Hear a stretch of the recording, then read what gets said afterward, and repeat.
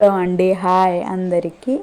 బెల్లం పాయసం తయారీ విధానం చూద్దాము. మనము ముందుగా 1 కప్పు రైస్ తీసుకొని ఆ రైస్ని బాగా శుభ్రంగా కడగాలండి.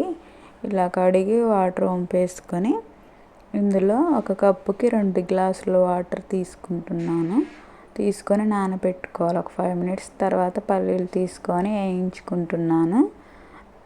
పల్లీలన్నీ బాగా ఎర్రగా వేగేంత వరకు వేయించుకున్న తర్వాత రైస్ని ఉడికించుకోవాలండి. తర్వాత పల్లీలు పొట్టు తీసేసి మిక్సీ జార్లో వేసి ఇందులో 3 ఇలాచీ వేసి మిక్సీ పట్టుకోవాలండి. ఇలా మిక్సీ పట్టుకున్నాను పల్లీలని. తర్వాత రైస్ ఉడుకుతున్నాయి చూడండి. రైస్ బాగా ఉడకాలండి. చూడండి, అవి ఉడికేలోపు బెల్లం ఇలా కట్ చేసుకొని పెట్టుకున్నాను. ఇలా కట్ చేసుకొని పెట్టుకున్న తర్వాత రైస్ ఉడుకుతుంది చూడండి. రైస్ ఉడికిన తర్వాత అందులో 1 కప్పు పాలను తీసుకొని ఉడికించుకోవాలండి.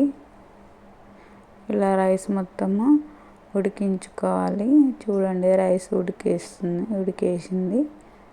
రైస్ ఉడికిన తర్వాత ఇందులోకి పల్లి పొడి వేసేసి కలుపుకోవాలండి. ఇలా పల్లి పొడి మొత్తము కలుపుకోవాలి అడుగంటకుండా. ఇలా పల్లి పొడి మొత్తము కలుపుకున్న తర్వాత మనము 1 కప్పు బెల్లాన్ని తీసుకొని అందులో వేసుకోవాలండి. మొత్తము కలుపుకోవాలి. బెల్లం వేసిన తర్వాత అడుగంటకుండా చాలా జాగ్రత్తగా కలుపుకోవాలండి. బెల్లము కరిగేంత వరకు ఇలా తిప్పుతూ కలుపుకోవాలండి.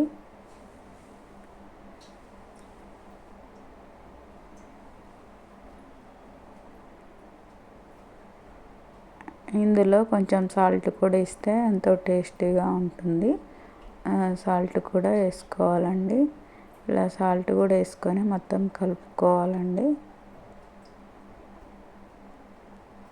ఇలా బెల్లం అంతా కరిగిపోయింది చూడండి. పరమాన్నం రెడీ అయిపోయింది. దీన్నే బెల్లం పాయసం కూడా అంటారు. చూడండి, బెల్లం పాయసం రెడీ అయిపోయింది. దీన్ని ఒక బౌల్లోకి సర్వ్ చేసుకోవాలి. నేను చూడండి ఒక బౌల్లోకి సర్వ్ చేసుకున్నాను. చూడండి, బెల్లం పాయసం రెడీ అయిపోయింది. చిన్నపిల్లలు కూడా ఎంతో ఇష్టంగా తింటారు. ఓకే అండి, మీకు వీడియో నచ్చినట్టయితే లైక్ చేయండి, సబ్స్క్రైబ్ చేయండి. Thank you.